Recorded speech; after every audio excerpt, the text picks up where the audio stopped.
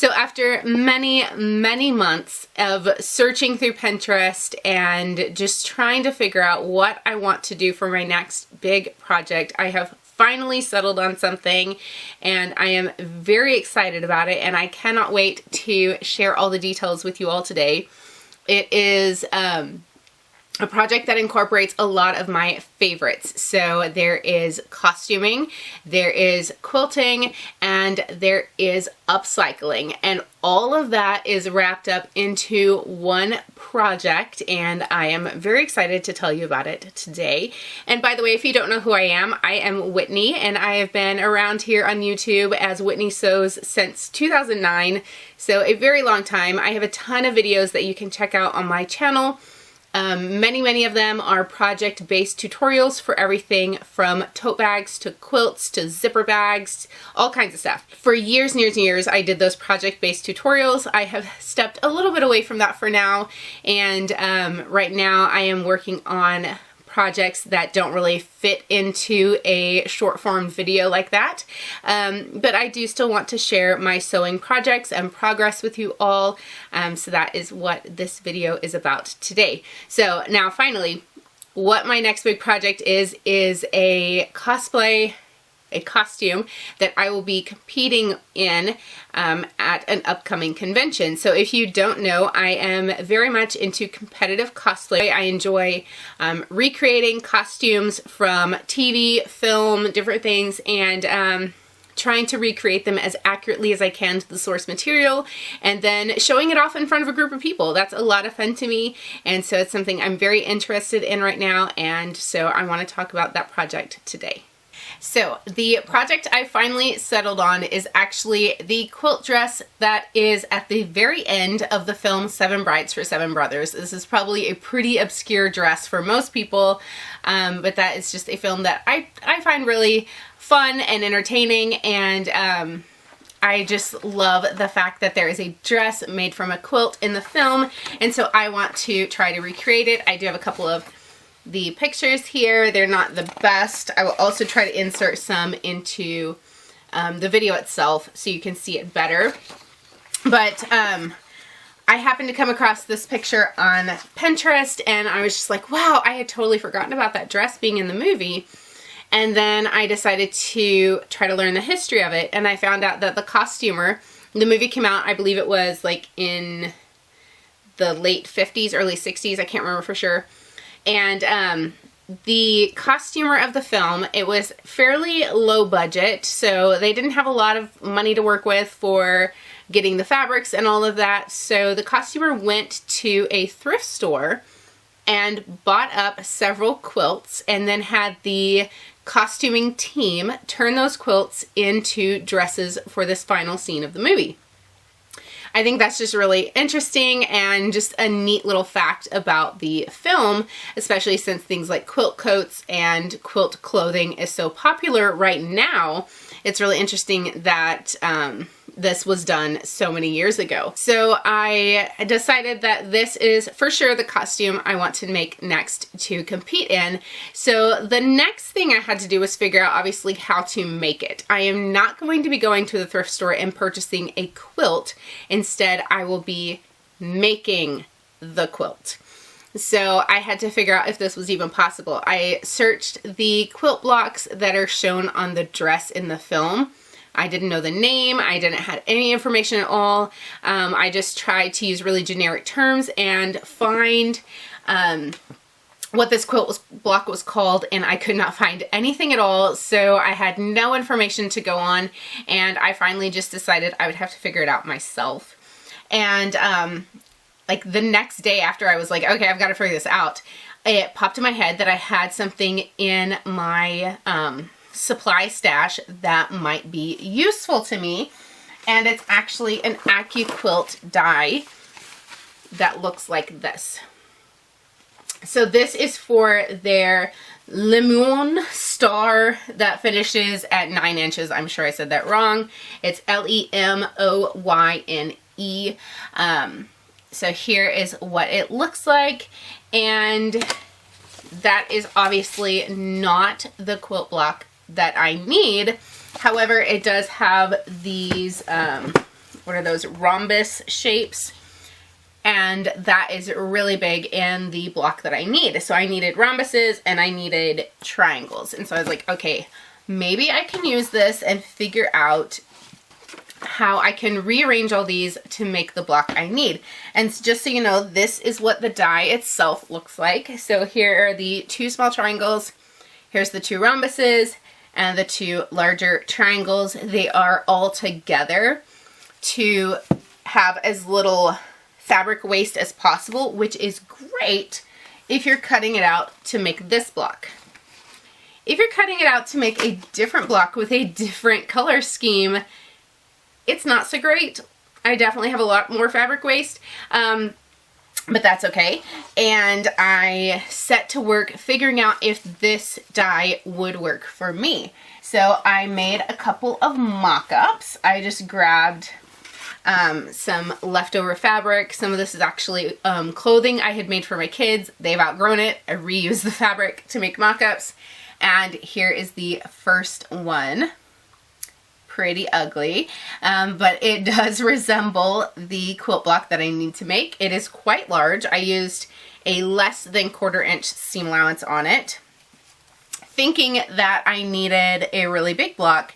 And then I redid my math later and realized I was wrong. I actually need a smaller block. So I tried again because I also had a few more issues I had to work out pertaining to this center diamond. And so I did this one on a larger than 1/4 inch seam allowance.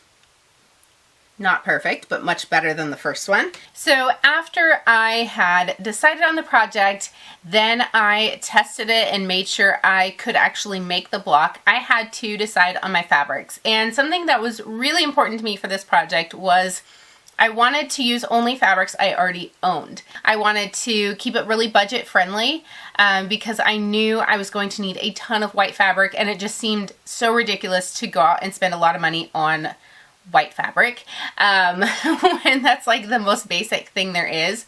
I also wanted to keep in the spirit of the movie and of the costume itself, since the original costume was repurposed, and in the film it's also supposed to be bedding that is repurposed. So I just thought, how fun would that be if I pull out scraps and super old fabrics from my stash and I finally give them a purpose and use them for this project, as well as repurposing some of them. So some of them have been used on other things already, then they're getting reused again.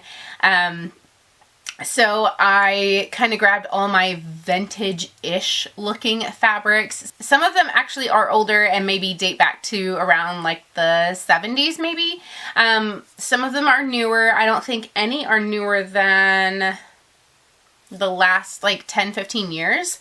So I gathered all those up and kind of matched them up and made sure I had colors that would coordinate with other colors. And then for my white fabric, I went digging through my storage building and I pulled out 4 curtains that a friend had given me years and years ago. He had given me several trash bags full of curtains from a remodel project he'd been working on.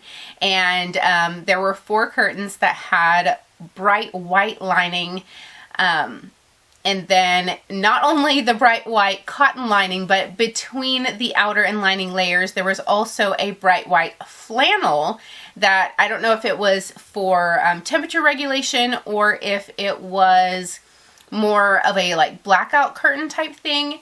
But I took out the white cotton backing and the white flannel to repurpose. The white cotton will be sewn for the dress itself, and then the white flannel I am planning on using as the backing and batting, because obviously I don't want this dress to be crazy heavy and hot, but I will be quilting it, and so I do need something to quilt the pieced front onto. So something else I really love about this project is that despite it being a fairly large undertaking, I can kind of break it down into little pieces and work on it just a little bit here and there. So I can work on, if I just have a few minutes, I can work on starching my fabrics before I cut them, or I can run a few pieces of fabric through the AccuQuilt to cut them, or sit down at my machine and just piece together a few pieces. And then, so if I only have 5 minutes, I can work on it and still feel like I've made some progress. But I also don't feel overwhelmed, like, oh, I have to sit down and sew for hours to feel like I'm getting anything done. Because there are those each individual little patchwork blocks that need to be made. And then once those are made, I will be piecing those together in amongst white squares. So they kind of alternate the block and then the square of just solid and then the pieced block and so on until it makes the large quilt design. And then from there I'll be quilting it and then making it into a dress. So speaking of it being a large project, so you may be thinking like, what all does this involve? So there is obviously the dress itself, which means I have to make the patchwork blocks, sew them together as the quilt, quilt it, turn that into a dress. So that is one thing. There is a blouse that's underneath it because the dress itself is actually a jumper style dress or like a sleeveless dress. And there is a blouse with sleeves worn under it. In addition to that, there's some less obvious things. So I do plan on making a corset as well as a chemise, which is something worn under the corset itself. And I hope to make a petticoat for this project because I want a very particular shape to the skirt. So I think I'll need to make a petticoat for that because the one that I normally use, which is sitting right there, is just a like wedding petticoat that I thrifted and added a new waistband to, and it's not exactly the perfect shape for this. I also might need to make a bum pad to give a little bit more lift to the back side of the skirt so it doesn't just look really weighed down. All of those items won't be seen in the final product. But by making all those projects, hopefully it will give me a little bit of a leg up competition-wise.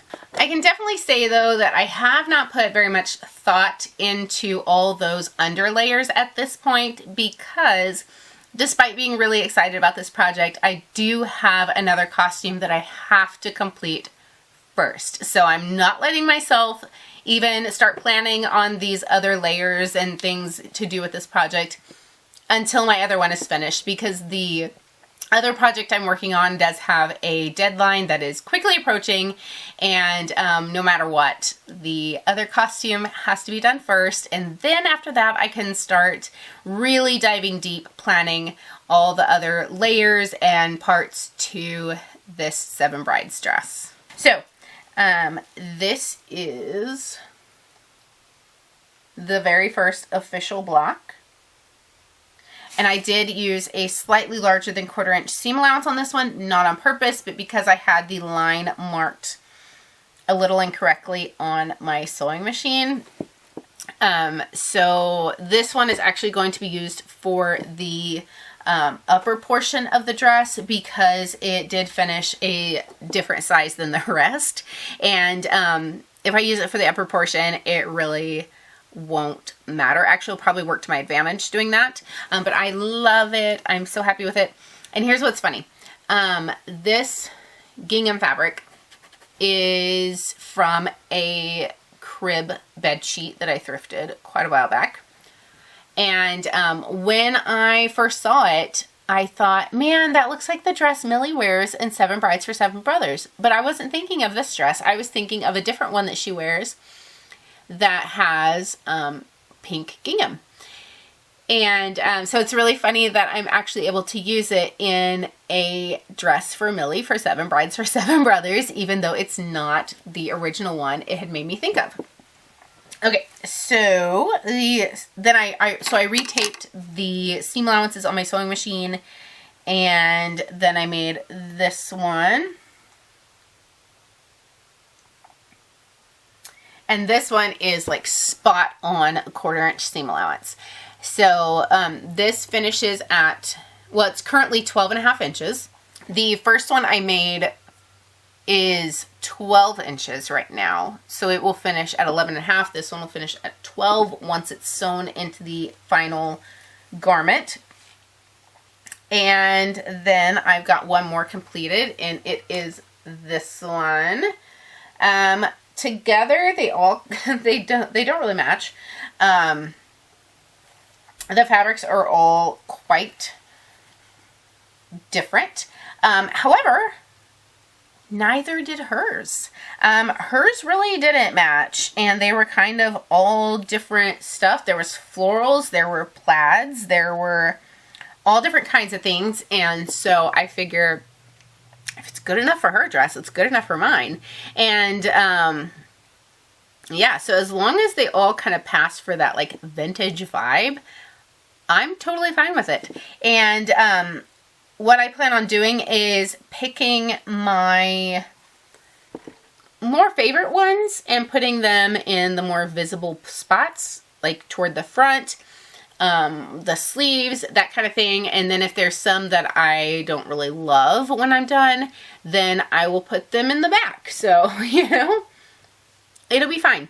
So for those of you who don't follow me on Instagram or Facebook or anything like that, this may be one of the first times you've heard me talk about my competitive cosplay experience, adventure, whatever you want to call it. But it is something that I have been doing for a little while. I started entering competitions in 2019 just to see if I liked it, and I did. And so for 2020, I started making a really big build that I was like, I'm going to win. The first time I went to see if I liked it, the second time I'm going to win. And you all know how 2020 went. And it carried over into 2021. So finally in 2022, I got to finish that cosplay and take it, and I won Best in Show with it, which is the top award that you can win at one of the top 2 largest conventions in our state. And so I was very proud of that. I had such a blast competing and just being able to show what I made and how I made it. Then that same summer, I worked on another costume. I utilized the same skirt as the first one, but I made a bunch of different pieces to add with it, made an entirely different character, took it to another convention, a smaller one this time, and I won first place, which was their top prize. So the 2 times I competed last year, I won the top prizes that I could possibly win. And I don't say that to brag, I just say that as it further cemented the fact that I really truly enjoy competing. And not because I'm actually a competitive person. I am not. I've never been a competitive person with like sports or anything like that, or even in like board games or anything. Like, I'm not competitive, but I love being able to create things and have a reason to be creating them and a goal and a finish line, and then be able to go and show it off to people, not even necessarily on stage, just to other peers and other competitors who are like-minded, and just, you know, be able to admire each other's work and the amount of effort they put into it, and know that other people understand the amount of effort that I put into mine. And that's just a really fun feeling, and I really enjoy it. And so that's why I want to continue doing this.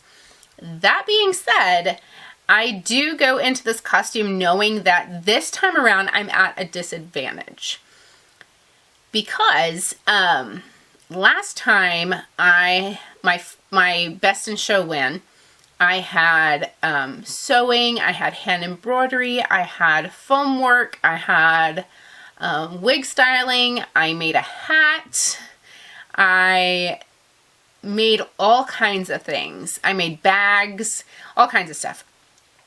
And for the second win, I had the hand embroidery, the sewing, I made a bag for that one, and then I had the wig styling. So not as many things, but still definitely several elements. And it's kind of just known in the cosplay community that the more elements, the more different types of skills you can display, the better your chances are, especially if some of them involve foam work or something like that. However, this cosplay is just sewing and a wig. So, you and I know that I had to do all of the quilt designing and the patchwork and piecing and the quilting and then turning a quilt into a dress and all of that and making the dress fit, all of that stuff. Like, so many different skills, but to a lot of people, they just say, oh, you sewed it. So I definitely understand that because I'm only using one skill set or one medium, I'm probably at a disadvantage here. It may not win, but I'm still selecting this as my big project to work on for the next foreseeable future because I really do love this dress. So speaking of this being a long project that I'll be working on for the foreseeable future, you may be thinking like, gosh, how long is this going to take? I don't know. Like I said, I have the other costume that has to be done first. It has to be done by the end of June. But my tentative goal on this quilt dress is March. So March of 2024, there's a convention out of state that I would enjoy attending and competing at because there's only so many large conventions in my state. So I do have to travel out of state now for most of my competition. And if I can get it all done by that point, that would be awesome. If I can't, then I will shoot for the end of June 2024 to compete at the same convention that I won Best in Show at last year. I can't compete at it this year because since I won Best in Show last year, I am one of the judges this year. So, yeah, that's actually the costume that I'm having to work on first is the costume I'll be wearing when I judge this year. That was probably way more information than you bargained for when you clicked on this video, but yeah, that's what I'm working on. That is all my plans, all the things, all that I'm doing. If you made it this far, thank you. Please hit that like button down below so that I know that you stuck it around and made it this far into the video. And leave me a word of encouragement in the comments because this is definitely going to be a super long project, especially for someone who doesn't actually like working with white fabric. That'll be fun. Yeah, so I hope you're having a wonderful day. Like I said, leave me some encouraging comments. Let me know what you're working on, and I will try to keep you updated on this project as I go along. And until next time, happy sewing.